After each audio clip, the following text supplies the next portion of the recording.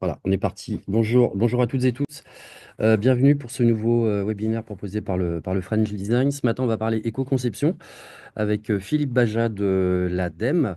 Bonjour. Voilà, avant de lui laisser la parole pour cette présentation, juste vous rappeler que vous pouvez adresser vos questions via le chat. Vous avez un petit bouton de chat en bas et voilà, on fera notre possible pour répondre au maximum de questions. Philippe, je vous laisse la main. C'est parti. Bonjour Benoît, merci. Bonjour à tous. Je m'appelle Philippe Baja, je suis ingénieur à l'ADEME au siège dans le service éco-conception recyclage de la direction économie circulaire. Et notre mission est d'accompagner les entreprises via nos directions régionales notamment dans le déploiement de démarches d'éco-conception, c'est-à-dire d'amélioration de la performance environnementale de leurs produits. Donc, on accompagne les entreprises là depuis déjà quelques années sur ce sujet de l'éco-conception de façon souvent individuelle par des aides financières au déploiement d'actions qui permettent de réduire les impacts des produits. Et notre volonté désormais, c'est de passer au le braquet supérieur en essayant de faire en sorte que les entreprises puissent s'engager plus facilement, plus en autonomie.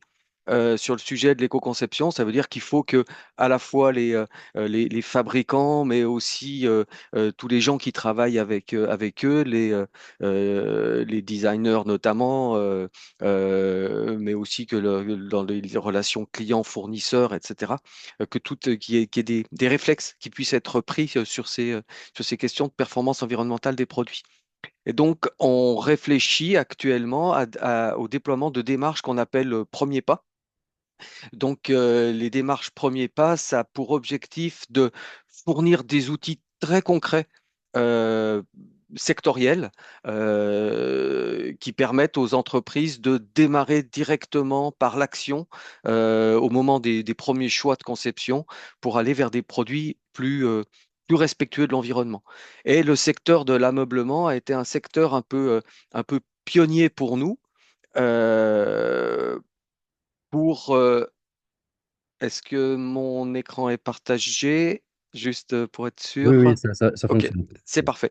Et donc le secteur de l'ameublement a été un secteur un peu pionnier pour nous. On a essayé de déployer ces outils, de mettre à disposition des outils concrets en direction pour les fabricants et les gens qui les accompagnent pour faire des produits à moindre impact. Et donc ce que je vais vous présenter aujourd'hui, c'est le guide qui reprend tous ces outils concrets, ces actions concrètes, un guide qui vient de sortir, qui va être mis sur les sites internet d'un certain nombre de partenaires que je vais évoquer tout de suite, et qui est là pour que les entreprises s'en emparent le plus en amont possible dans la conception de leurs produits, voire pour améliorer des produits qui existent. Donc, notre idée, c'est effectivement de faire en sorte que les entreprises puissent se lancer de façon autonome dans la réduction des impacts environnementaux de leurs produits.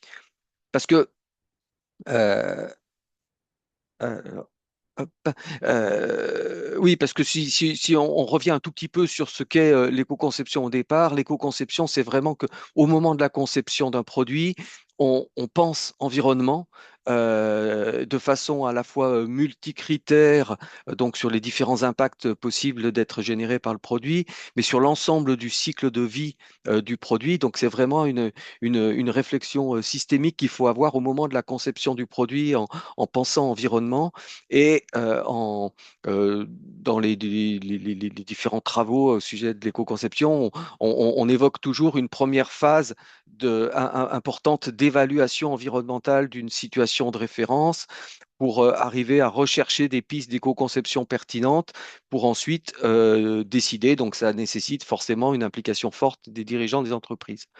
Et cette approche qui consiste à passer par une évaluation environnementale, etc., euh, fait parfois un peu peur. C'est considéré comme lourd et dans certaines situations, ça peut être un frein à la mise en œuvre de ces réflexions qui peuvent être faites de façon finalement peut-être un peu plus spontanée.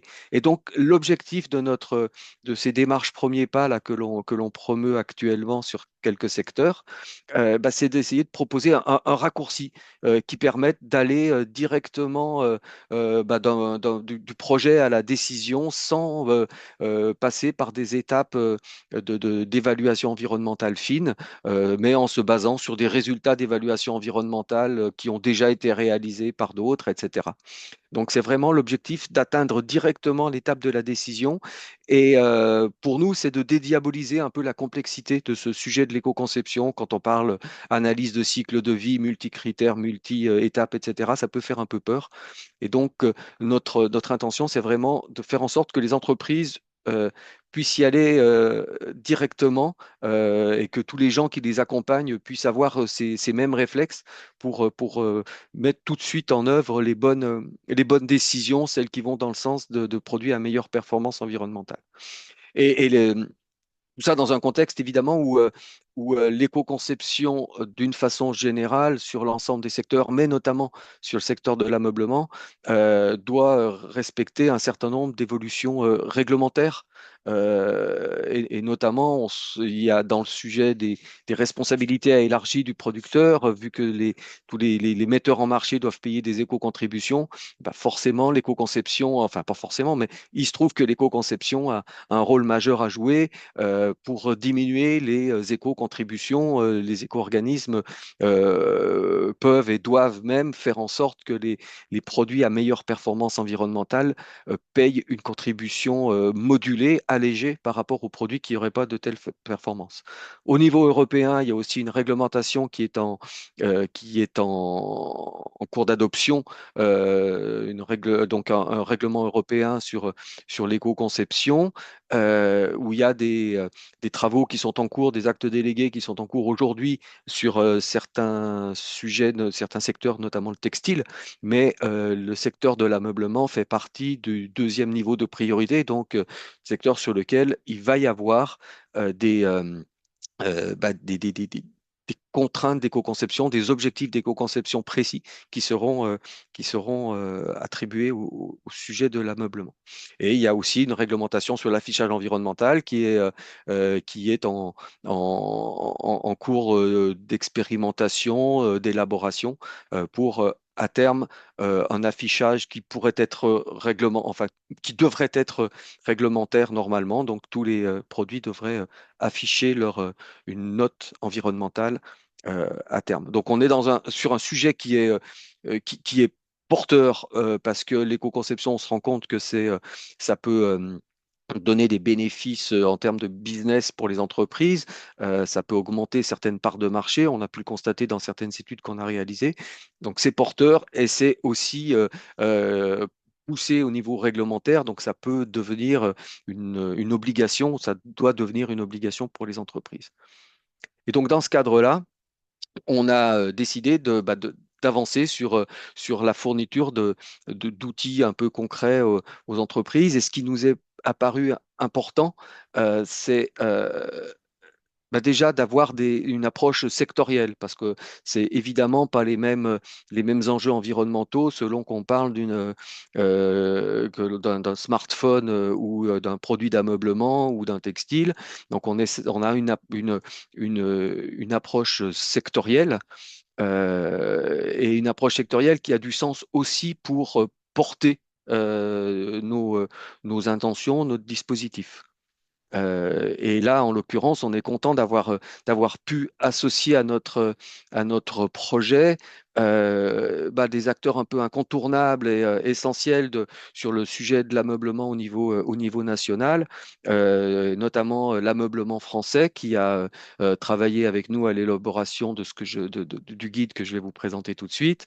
On a les trois éco-organismes qui ont accepté également de, de faire leur retour et d'être co-signataires, le FCBA, le Codifab et puis French Design Via qui est évidemment aussi l'un des porteurs de ce travail et ça nous paraît très important et c'est essentiel pour nous. Et je remercie French Design encore parce que c'est très important pour nous que ce type d'outil ne soit pas porté que par les pouvoirs publics, l'Agence de l'environnement, de la transition écologique, mais aussi par les acteurs sectoriels qui sont qui sont des entités de référence pour les gens qui sont notre cible, les concepteurs, les fabricants, etc. Et donc, ce qu'on propose aujourd'hui et qui est à peine sorti des rotatives, sachant qu'il ne faut pas l'imprimer pour limiter les impacts environnementaux.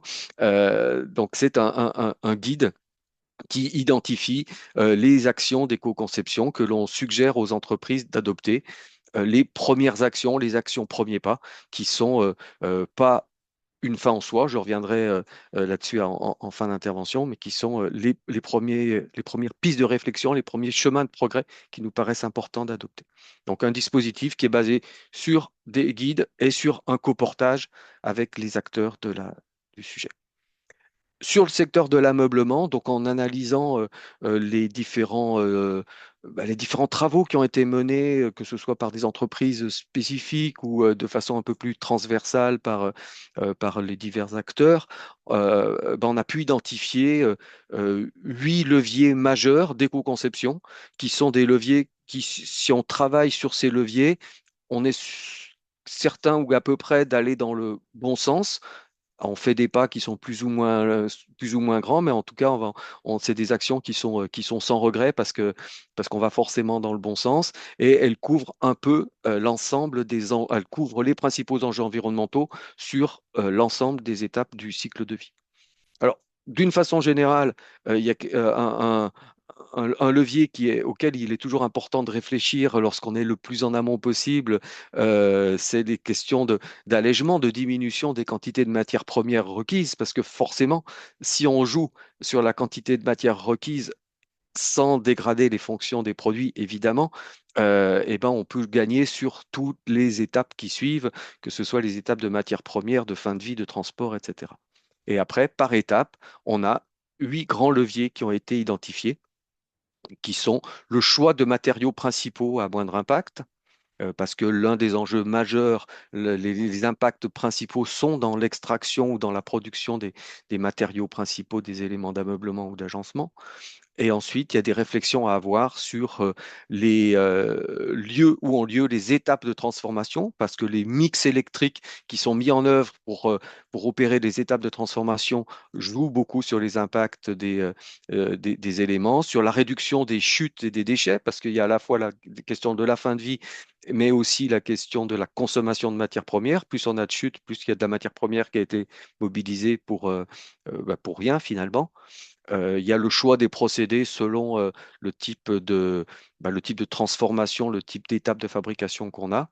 Et il y a un gros enjeu dans le secteur de l'ameublement au niveau des substances dangereuses et préoccupantes, les différentes substances potentiellement nocives qu'il peut y avoir dans les meubles, que ce soit des meubles meublants, comme on dit, ou que ce soit des meubles de type literie, etc.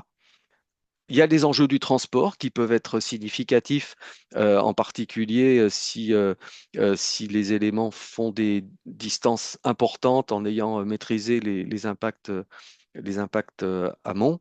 L'utilisation en tant que telle ne génère en général pas beaucoup d'impact lorsqu'on parle de l'ameublement. En revanche, un meuble qui dure longtemps, bah, ça évite de le renouveler, donc ça évite de repartir dans une étape de génération d'impact sur les différents étapes précédentes.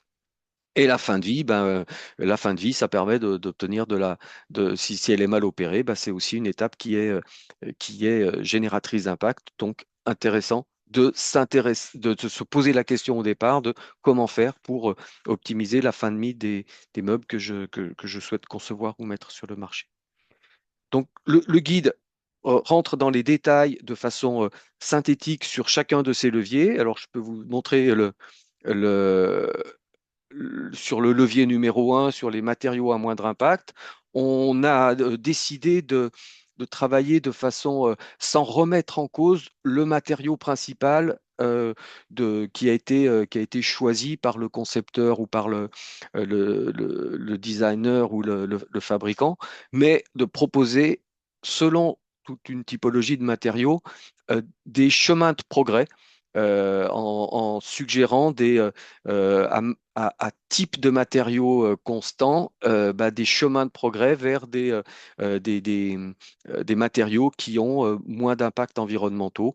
Typiquement sur le bois, du bois massif issu d'exploitation durable est considéré comme plus vertueux que du MDF ou des bois composites non recyclables.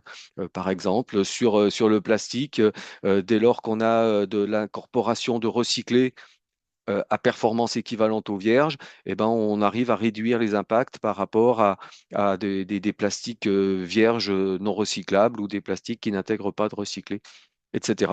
Et donc, on propose sur chacun des matériaux principaux des chemins de progrès ou des pistes de choix d'aide à la décision pour essayer d'éviter les solutions les plus impactantes pour aller vers les solutions les moins impactantes. Voilà, donc ça c'est le levier numéro un. Et comme je vous l'évoquais à l'instant, on a nos 8 leviers qui sont présentés sous forme de chaque fois une page où on présente les leviers qui peuvent être mis en œuvre. Donc, le choix du pays en fonction de la performance du kilowattheure électrique, des solutions permettant de réduire les chutes et déchets de production, donc essayer de voir comment aller vers la solution à moindre impact, les procédés de fabrication selon les matériaux qui apparaissent comme préférables par rapport à d'autres, etc. Les substances auxquelles il faut être attentif. Euh, Pareil, les différents modes, les alternatives qui existent en termes de transport et d'optimisation du transport selon les distances, les voies d'optimisation de la fin de vie des meubles, avec notamment le fait d'améliorer, alors, de choisir des matériaux recyclables. Et pour lesquels il existe des filières de recyclage, mais aussi s'intéresser à la séparabilité, la démontabilité, au nombre de matériaux qui constituent le meuble, parce que plus on a de matériaux différents, plus la mise en œuvre d'une recyclabilité globale est compliquée, et différentes voies d'amélioration de la durée de vie, des meubles. Euh, voilà, le guide donc que l'on propose donc fait une quinzaine de pages. Il va être mis en ligne sur les sites des différents partenaires que j'évoquais tout à l'heure, et il propose aussi un certain nombre de documents, de sites de référence pour aller plus loin. Parce que ce que j'évoquais au début, c'est que on est vraiment ici dans une optique de faire en sorte que la plupart des entreprises, pour la plupart des projets qu'elles peuvent avoir de conception, et on souhaite que ça devienne un réflexe pour tous ceux qui interviennent le plus en amont possible dans la conception de meubles. C'est très important pour nous que le maximum d'entreprises fasse ses premiers pas, mais on a bien conscience que ensuite des questions spécifiques peuvent se poser en termes, par exemple, de substitution de matériaux par un autre, en termes de modification, en termes de fonctionnalité des produits, des réflexions il peut y avoir plein de réflexions qui émergent, surtout lorsqu'on essaye d'avoir une approche créative pour réfléchir la conception, l'usage, la modularité, etc., ou l'évolutivité d'un meuble. Donc, il y a plein de réflexions spécifiques sur les produits. Une fois qu'on a mis en œuvre ces premiers pas ou ceux qui sont pertinents pour nous, il peut y avoir des besoins d'approfondissement. Donc, toute la démarche que j'évoquais au début sur le fait de faire des évaluations environnementales, des ateliers un peu créatifs d'idéation pour voir comment aller plus loin en termes de conception, bah, tout ça, c'est quelque chose qui demeure pertinent et que l'on souhaite continuer d'accompagner. Et donc, les différents acteurs qui sont, qui figurent ici, dans les éléments complémentaires, les différents liens, ça envoie vers des dispositifs complémentaires d'approfondissement. Parce que pour nous, ce qui est important sur ce sujet de l'éco-conception notamment, c'est de rester dans une dynamique d'amélioration. Donc, on présente ça un peu sous forme de différentes boucles itératives où dans un premier temps, on met en œuvre cette activation des premiers pas d'éco-conception pour se mettre dans la démarche. Mais ensuite, et c'est ce qu'on accompagnait jusqu'à présent et qu'on continue euh, d'accompagner avec notamment beaucoup de consultants de bureaux d'études qui sont parfaitement compétents et qui ont une vraie valeur ajoutée sur des approches plus spécifiques, plus fines, plus ambitieuses. Ben, il y a ensuite toujours une démarche d'amélioration continue, de réduction d'impact qui peut se poursuivre. Donc, on a, c'est ce qu'on appelle les leviers propres à son produit qui peuvent être identifiés, mis en œuvre grâce à des travaux un peu plus approfondis, notamment d'évaluation environnementale, de recherche de pistes, de compromis, de pilotage des impacts environnementaux. Et ce que l'on cherche à déployer aussi en complément, c'est ne plus chercher enfin, ne pas se contenter d'essayer d'optimiser des produits ou des gammes un par un, mais vraiment qu'il y ait cette démarche au niveau des organisations, des entreprises, de façon la plus globale possible, que l'ensemble de leur offre soit toujours pensée en termes de réduction des impacts, en termes de sobriété également. Et donc là, on a lancé un appel à projet là, en 2024 pour essayer de travailler non plus uniquement à l'échelle des produits, mais à l'échelle des organisations, des entreprises. Donc, euh, donc voilà, le message que je souhaitais faire passer là aujourd'hui, bah, c'est on vient de sortir un document sur lequel on, on est très intéressé par avoir des retours. Comment les entreprises, comment les concepteurs, les designers qui travaillent avec elles vont s'en emparer, à quoi ça va leur servir, est-ce que ça va enclencher des actions? Donc on a ce guide qui vient de sortir et que l'on cherche à pousser là actuellement, à faire connaître avec l'ensemble à l'ensemble des acteurs qu'on a identifiés sur ce sujet. Le message que suite à la mise en œuvre de ces premiers pas, bah, qu'évidemment les démarches d'amélioration environnementale restent pertinentes et que l'ADEME notamment et l'ensemble des acteurs sont au service, à disposition avec les moyens financiers qui sont les nôtres pour l'instant, qui sont pour l'instant préservés sur ce sujet d'éco-conception. Ben, on accompagne les entreprises dans ces démarches d'éco-conception. Donc, je vous laisse découvrir sur les sites des différents acteurs dès que dans les tout prochains jours le guide en tant que tel. Et, euh, et je reste à votre disposition, soit pour aller au-delà du guide, soit pour sur ces sujets d'éco-conception. Merci Philippe Voilà. beaucoup pour cette présentation. Alors, naturellement, ce document va être partagé avec tous les participants au webinaire et plus largement sur les outils du French Design d'ici au fait, hein, newsletter et autres. On va évidemment diffuser ce document. On a une question qui est très précise, très pointue, Philippe, alors qui n'est pas dans le chat, qui est dans le module questions et réponses. Je ne sais pas si vous voyez en bas le petit bouton questions et réponses. Ouais. Avec un interrogatoire. Voilà, il y a une question très précise sur les matériaux. Euh, je sais pas si vous l'avez devant. Alors, par rapport au contreplaqué, alors Ouais. est-ce qu'il est mieux d'utiliser du panneau aggloméré ou du contreplaqué, par exemple? Alors, enfin, alors là, je voudrais pas vous dire de bêtises. Globalement, on a essayé de distinguer les éléments pour lesquels on avait des éléments assez précis, assez récurrents. Euh, alors, soit pour typiquement ce genre de choses, il y a peut-être des éléments complémentaires qui peuvent être obtenus auprès de certains consultants spécialisés, le FCBA par exemple.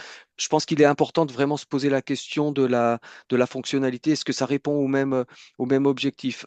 En termes entre panneaux agglomérés et contreplaqués, euh, j'ai l'impression que on les aurait sans doute mis dans la même case, c'est-à-dire que c'est moins bien que du bois d'origine. Ça dépend de la traçabilité du bois qu'on a dans notre plaqué. Euh, Panneaux d'agglo et contreplaqué sans doute au même endroit, avec sans doute des difficultés à avoir une teneur en recyclé plus importante sur le contreplaqué.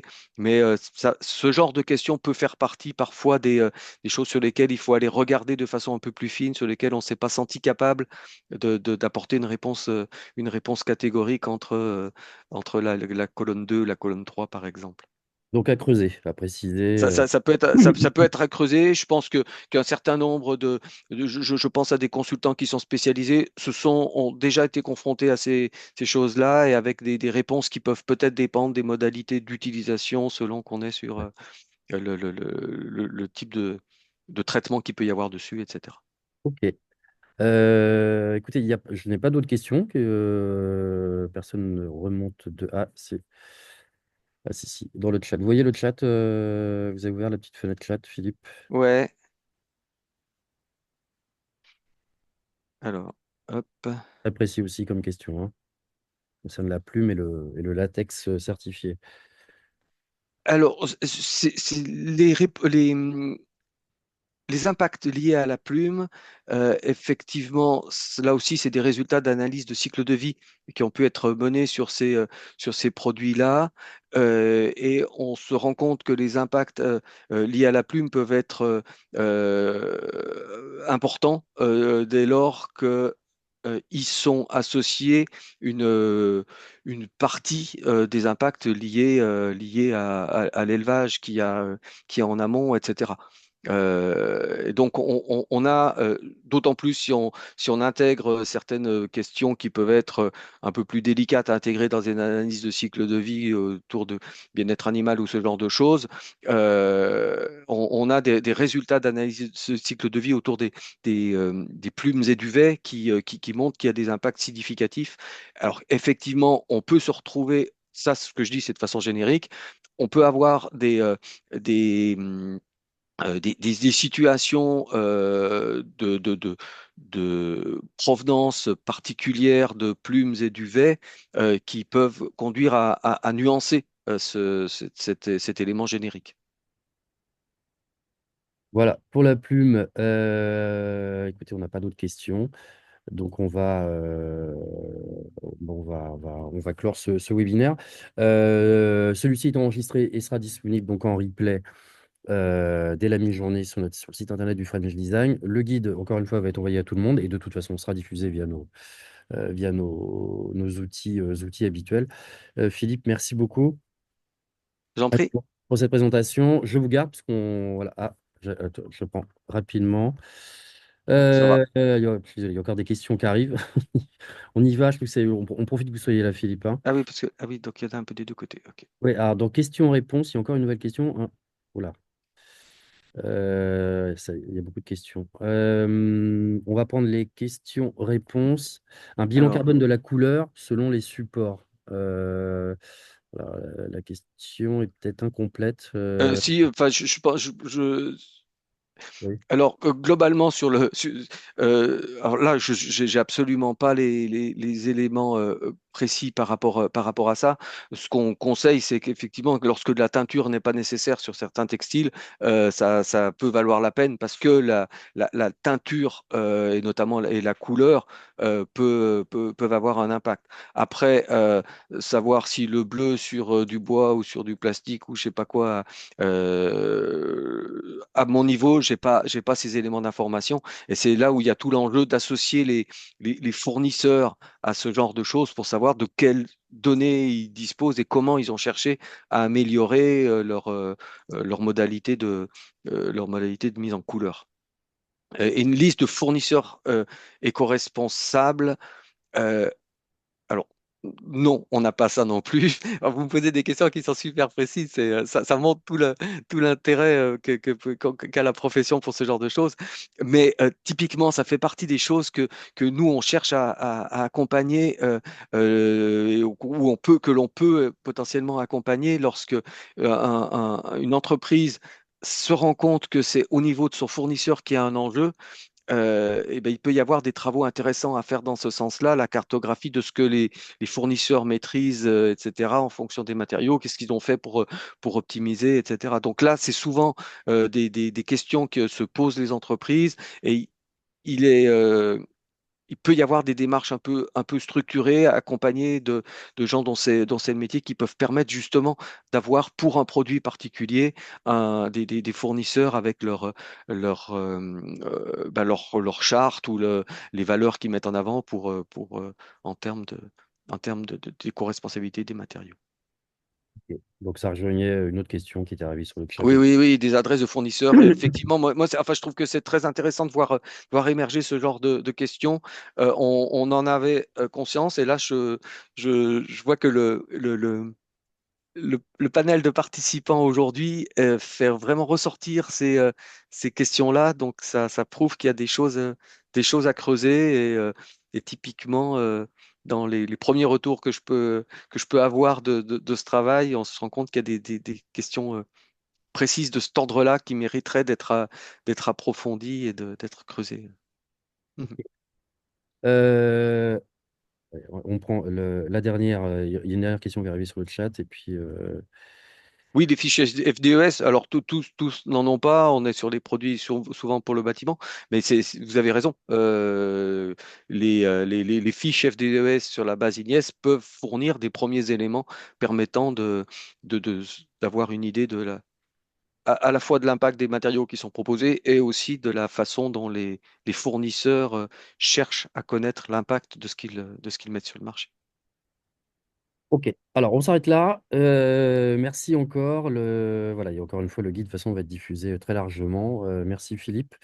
Nous on bascule sur une autre réunion. Philippe, vous savez, vous avez un autre. Ouais, Un écran. Voilà. Merci à toutes et tous, et voilà, toutes les infos, les replays, guides disponibles sur le site internet euh, du design. euh, Très bon. excusez-moi, juste, est-ce que j'ai le lien pour l'autre réunion ou est-ce que je reste Je ici? vous le renvoie, Philippe, dans une seconde. Ok. Bonne journée et à bientôt. Au revoir.